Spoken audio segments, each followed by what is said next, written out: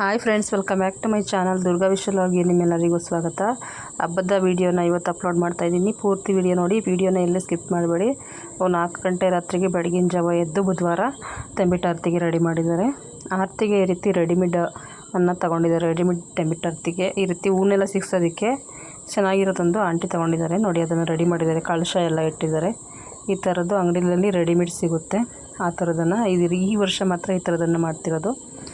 ತಂಬಿಟ್ಟನ್ನು ಒಳಗಡೆ ಇಟ್ಟು ಈ ರೀತಿ ಹೂದಲ್ಲಿ ಡೆಕೋರೇಟ್ ಮಾಡಿರೋದು. ಹೂವು, ಮೊಂಬಾಳೆ ಎಲ್ಲದರಲ್ಲೂ ಕೂಡ ಡೆಕೋರೇಟ್ ಮಾಡಿರೋದು. ಇದು ಈ ಕಳಶ ಇಡ್ತಿರೋದು ಯಲ್ಲಮ್ಮ ದೇವರಿಗೆ, ತಂಬಿಟ್ಟು ಆರತಿ ಯಲ್ಲಮ್ಮ ದೇವ್ರಿಗೆ ಮಾಡ್ತಾ ಇರೋದು. 4 ಗಂಟೆ ರಾತ್ರಿಗೇ ಎಲ್ಲ ರೆಡಿ ಮಾಡ್ತಾ ಇದ್ದಾರೆ. ನಾನು ಅದ್ರ ಜೊತೆಗೆ ಸ್ವಲ್ಪ ಹೂ ಚುಚ್ಚೋದೆಲ್ಲ ಸ್ವಲ್ಪ ಹೆಲ್ಪ್ ಮಾಡಿಕೊಟ್ಟೆ. ನಮ್ಮ ಆಂಟಿದಿರೆಲ್ಲ ಮಾಡ್ತಾಯಿದ್ದಾರೆ, ನಮ್ಮ ಯಜಮಾನ್ರು, ಅವ್ರ ಅಕ್ಕ ತಂಗಿದಿರೋ ಎಲ್ಲ. ನಾವು ಈ ಆರತಿನೆಲ್ಲ ರೆಡಿ ಮಾಡಿಕೊಂಡು 4 ಗಂಟೆ ರಾತ್ರಿ ಒಂದು 5 ಗಂಟೆ ಆಗಿತ್ತು. 4 ಗಂಟೆ ರಾತ್ರಿಗೆ ಎದ್ದು ರೆಡಿ ಮಾಡೋ ಅಷ್ಟರಲ್ಲಿ 1 ಅವರ್ ಆಗಿತ್ತು. 5 ಗಂಟೆ ಆಯಿತು. 5 ಗಂಟೆ ಆದಮೇಲೆ ಎಲ್ಲರೂ ಕೂಡ ಸ್ನಾನ ಮಾಡಿ ರೆಡಿ ಮಾಡಿಕೊಂಡು ಎಲ್ಲರೂ ರೆಡಿಯಾಗಿ ಹೊರಡೋದಕ್ಕೆ ನಿಂತ್ಕೊಂಡ್ವಿ. ದೇವಸ್ಥಾನದ ಹತ್ರ ಹೋಗಬೇಕಿತ್ತು. ಇಲ್ಲಿಂದ ದೇವಸ್ಥಾನ ಒಂದು 2-3 ಕಿಲೋಮೀಟ್ರ್ ಇತ್ತು. ಅದರಿಂದ ನಮ್ಮ ಯಜಮಾನ್ರು, ಅವರ ಅಕ್ಕನ ಮಗಂದು ಟೆಂಪೋ ಇತ್ತು. ಆ ಟೆಂಪೋದಲ್ಲೇ ಎಲ್ಲರೂ ಆರತಿನೂ ಕೂಡ ತಗೊಂಡು ಎಲ್ಲರೂ ಹೋಗ್ತಾಯಿದ್ದೀವಿ. ಈಗ ನಮ್ಮ ಯಜಮಾನ್ರವ್ರ ಅಕ್ಕನವರ ಸೊಸೆಯಂದಿರು, ಮೊಮ್ಮಕ್ಕಳು, ನಾನು ಹಾಗೆ ನಮ್ಮ ಮಕ್ಕಳು ಎಲ್ಲರೂ ಹೋಗ್ತಾಯಿದ್ದೀವಿ. ಒಂದು 3 ಕಿಲೋಮೀಟ್ರ್ ಆಗಿರೋದ್ರಿಂದ ನಡ್ಕೊಂಡಂತೂ ಹೋಗೋದಕ್ಕಾಗಲ್ಲ. ಅದಕ್ಕೋಸ್ಕರ ನೋಡಿ, ಇನ್ನೂ ಕತ್ಲೆ ಇದೆ. ಟೆಂಪೋದಲ್ಲಿ ಹೋಗಿ ಅಭ್ಯಾಸನೇ ಇಲ್ಲ ನಮಗೆ. ನೋಡಿ, ಇದು ಫಸ್ಟ್ ಟೈಮು. ಅಳ್ಳಾಡ್ತಾ ಇತ್ತು ಟೆಂಪೋ, ಆದ್ರೂ ಕೂತ್ಕೊಂಡು ಹೋದೋ ನೀಟಾಗಿ. ಇದೇ ಅವರ ಮನೆ, ನಮ್ಮ ಯಜಮಾನ್ರವ್ರ ತಂಗಿ ಮನೆ.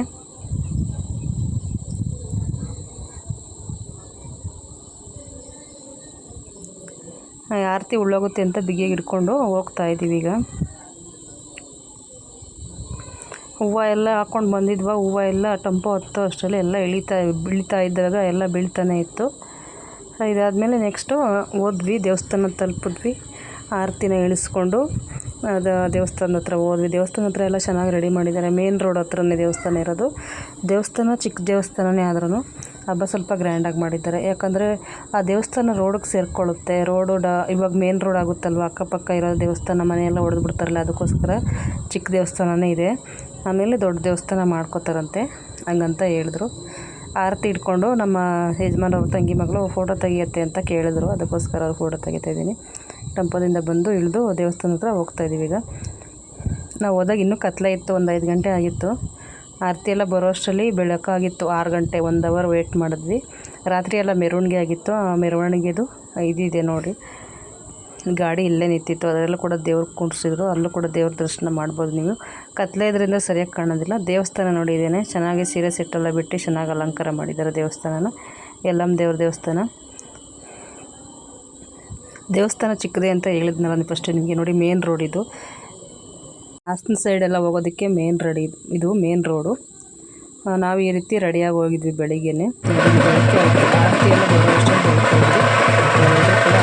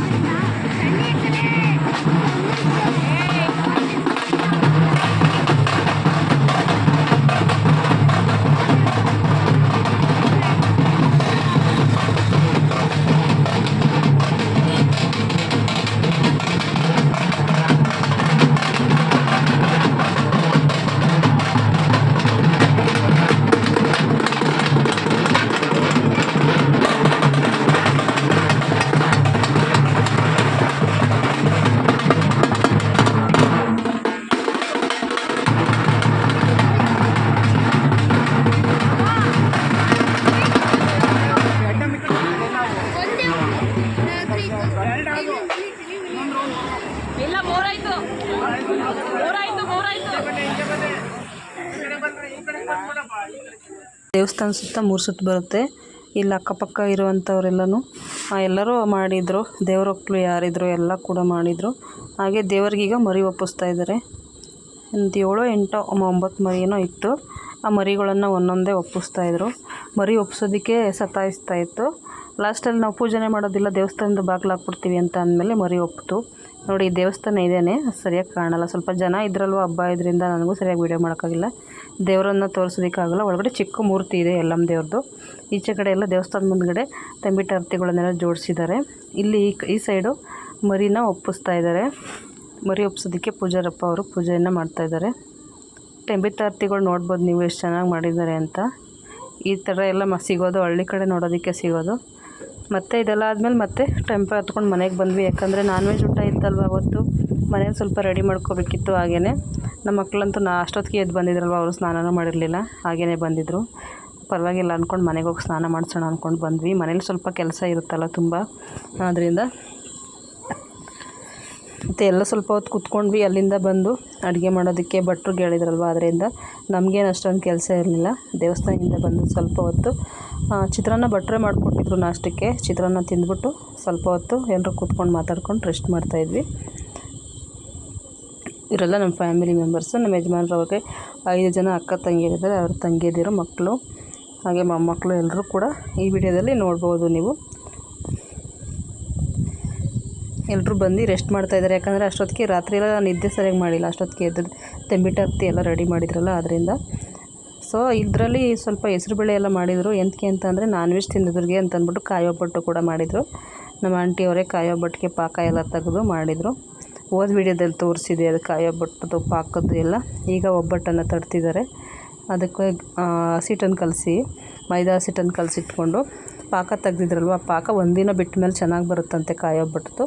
ನೋಡಿ ಹಾಕ್ತಾಯಿದ್ದಾರೆ. ಒಬ್ಬಟ್ಟಂತೂ ತುಂಬ ಚೆನ್ನಾಗಿ ಬಂದಿತ್ತು ಕಾಯಿ ಒಬ್ಬಟ್ಟು. ಅದ್ರ ಜೊತೆಗೆ ಬೇಳೆ ಒಬ್ಬಟ್ಟು ಕೂಡ ಮಾಡಿದರು. ಒಬ್ಬಟ್ಟು ತುಂಬಾ ಚೆನ್ನಾಗಿತ್ತು. ಅದಲ್ಲದೆ ಮತ್ತು ಈಚೆಗಡೆ ಪೆಂಡಲ್ ಹಾಕಿ ಅಡುಗೆ ಮಾಡೋದಕ್ಕೆ ರೆಡಿ ಮಾಡಿದರು ಅಂತ ಹೇಳಿದ್ನಲ್ವ, ಅಲ್ಲಿ ಭಟ್ರುಗಳು ಅಡುಗೆ ಮಾಡೋದಕ್ಕೆ ರೆಡಿ ಮಾಡ್ತಾಯಿದ್ದಾರೆ. ಅದ್ರ ಜೊತೆಗೆ ಸ್ವಲ್ಪ ಅಡುಗೆನೂ ಕೂಡ ಮಾಡ್ಕೋತಾ ಇದ್ದಾರೆ. ಈ ಹಬ್ಬಗಳಲ್ಲೆಲ್ಲ ನಾವು ಅಡುಗೆ ಮಾಡೋದಕ್ಕೆ ಆಗೋದೇ ಇಲ್ಲ ಹೇಳಬೇಕು ಅಂತಂದರೆ ಹೆಂಗಸ್ರುಗಳಿಗೆ. ನೋಡಿ, ನಾವು ಸ್ವಲ್ಪ ಮುದ್ದೆ ಕಟ್ಕೊಡೋದು, ಮೊಟ್ಟೆ ಬಿಡಿಸೋದು, ಈ ಥರ ಕೆಲಸಗಳನ್ನ ಸ್ವಲ್ಪ ಹೆಲ್ಪ್ ಮಾಡಿಕೊಡ್ತಿದ್ವಿ ಅಷ್ಟೇ. ಮುದ್ದೆ ಕಟ್ತಾಯಿದ್ದೀನಿ, ಅದಕ್ಕೆ ನಾನು ಕೂಡ ಕಟ್ಟಿದೆ. ನಮ್ಮ ಕಡೆ ನಾನ್ ವೆಜ್ ಊಟಕ್ಕೆ ಮುದ್ದೆನೇ ತುಂಬ ಚೆನ್ನಾಗಿರೋದು. ನಾನ್ ವೆಜ್ಗೆ ಬಿಸಿ ಬಿಸಿ ಮುದ್ದೆ, ಒಳ್ಳೆ ಬೆಣ್ಣೆ ಥರ ಆಗಿತ್ತು ಮುದ್ದೆ. ಅವರು ಭಟ್ರೆ ಮಾಡಿಕೊಟ್ರು ಮುದ್ದೆನ, ಅಂದರೆ ಕೊಟ್ಟರು ಮುದ್ದೆನ ನಾವು ಕಟ್ತಾಯಿದ್ದೀವಿ. ಆ ಸೈಡ್ ಗೊಜ್ಜು, ಈ ಸೈಡು ಮಟನ್ ಹಾಕಿ ಮಟನ್ ಸಾಂಬಾರು ಕೂಡ ಮಾಡ್ತಾಯಿದ್ದಾರೆ. ಮೊಟ್ಟೆ ಬೇಯಿಸಿದ್ರು, ಇದ್ರ ಜೊತೆ ಕಬಾಬು ಹಾಗೆ ಚಿಕನ್ ಫ್ರೈ ಎಲ್ಲ ಮಾಡಿದರು. ಮುದ್ದೆ ಅನ್ನ ಇಷ್ಟು ಐಟಮ್ ಮಾಡಿದರು. ಅದ್ರ ಜೊತೆಗೆ ನಾನ್ ವೆಜ್ ತಿನ್ನೋದವ್ರಿಗೆ ಅಂತ ಅಂದ್ಬಿಟ್ಟು ಕಾಯಿ ಒಬ್ಬಟ್ಟು ಹಾಗೆ ಹೆಸರುಬೇಳೆ, ಅನ್ನ, ರಸಮ್ ಕೂಡ ಮಾಡಿದರು. ಈ ನಾನ್ ವೆಜ್ ಊಟಕ್ಕೂ ಕೂಡ ರಸಮ್ ಕೂಡ ಮಾಡಿದ್ರಲ್ವ, ಅದೇ ರೀತಿ ವೆಜ್ಗೂ ಆಗುತ್ತೆ ಅಂತಂದ್ಬಿಟ್ಟು ರಸಮ್ ಸ್ವಲ್ಪ ಜಾಸ್ತಿ ಮಾಡಿದರು. ಅಡುಗೆ ಮಾಡ್ತಾಯಿದ್ದಾರೆ. ಅಂದರೆ ಚೀಟಿ ಹಾಕ್ಕೊಂಡಿದ್ರು ಇವರು ಅಲ್ಲೇ. ಮತ್ತು ಅಲ್ಲಿ ದೇವಸ್ಥಾನದ ಹತ್ರ ಬರೀ ಕೊಡೋದಕ್ಕೆ ತಂದಿದ್ರಲ್ಲ ಮೇಕೆಗಳು, ಅದೇ ಮೇಕೆಗಳು ಮಟನ್ನೇ ಇವರು ಚೀಟಿ ಹಾಕ್ಕೊಂಡಿದ್ದು. ಅದು ಕಟ್ ಮಾಡೋ ಅಷ್ಟೇ ಲೇಟ್ ಆಯಿತು. ಹಾಗೆ ಅಡುಗೆ ಮಾಡೋದು ಸ್ವಲ್ಪ ಲೇಟ್ ಆಯಿತು. ನಾವು ಎಲ್ಲ ಸ್ವಲ್ಪ, ನಾನು ಕೂಡ ಇದ್ದೀನಿ, ಮೊಟ್ಟೆ ಸಿಪ್ಪೆ ಎಲ್ಲ ಸ್ವಲ್ಪ ಬಿಡಿಸ್ಕೊಡ್ತಾಯಿದ್ದೀವಿ.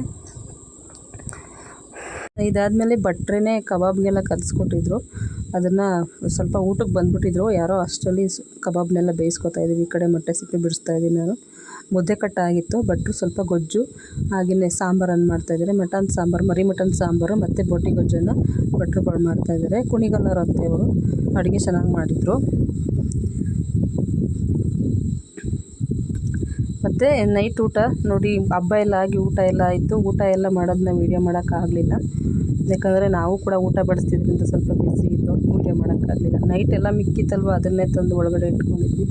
ಎಲ್ಲ ಬಿಸಿ ಮಾಡಿಟ್ಟು ನೈಟು ಮನೇಲಿರುವಂಥ ನೆಂಟರಿಗೆಲ್ಲನೂ ಅದೇ ಅಡುಗೆನ ಊಟನ ಬಿಸಿ ಮಾಡಿಕೊಟ್ಟಿದ್ದೀವಿ.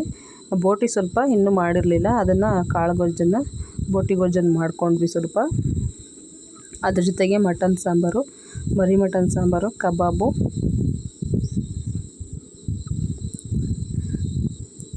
ಮಟನ್ ಸಾಂಬಾರು ಜಾಸ್ತಿನೇ ಮಿಕ್ಕೋಗಿತ್ತು. ಎಲ್ಲನೂ ಒಳಗಡೆ ಎತ್ತಿಟ್ಕೊಂಡ್ವಿ. ಈಚೆಗಡೆನೂ ಕೂಡ ಇಟ್ಟಿದ್ದೀವಿ ಪಾತ್ರೆಗಳನ್ನು, ಸಾಂಬಾರೆಲ್ಲ ಮಿಕ್ಕಿರೋದನ್ನೆಲ್ಲನೂ ಈಚೆಗಡೆನೂ ಕೂಡ ಇಟ್ಟಿದ್ದೀವಿ. ಇದು ಬೋಟಿ ಗೊಜ್ಜು. ಇದಾಗಿತ್ತು ಫ್ರೆಂಡ್ಸ್ ಇವತ್ತಿನ ಹಬ್ಬದ ಲಾಗು. ಯಾರಿಗೆಲ್ಲ ಈ ವಿಡಿಯೋ ಇಷ್ಟ ಆಯಿತು ಪ್ಲೀಸ್ ಲೈಕ್ ಮಾಡಿ, ಶೇರ್ ಮಾಡಿ, ಕಮೆಂಟ್ ಮಾಡಿ. ಹೊಸಬ್ರು ಯಾರಾದರೂ ನಮ್ಮ ಚಾನಲ್ನ ಸಬ್ಸ್ಕ್ರೈಬ್ ಮಾಡ್ಕೊಂಡಿಲ್ಲ ಅಂದರೆ ಸಬ್ಸ್ಕ್ರೈಬ್ ಮಾಡ್ಕೊಳ್ಳಿ. ವಿಡಿಯೋ ನೋಡಿದ್ದಕ್ಕಾಗಿ ಧನ್ಯವಾದಗಳು ನಿಮಗೆ. ಪೂರ್ತಿ ವಿಡಿಯೋ ನೋಡಿ, ಸ್ಕಿಪ್ ಮಾಡಬೇಡಿ.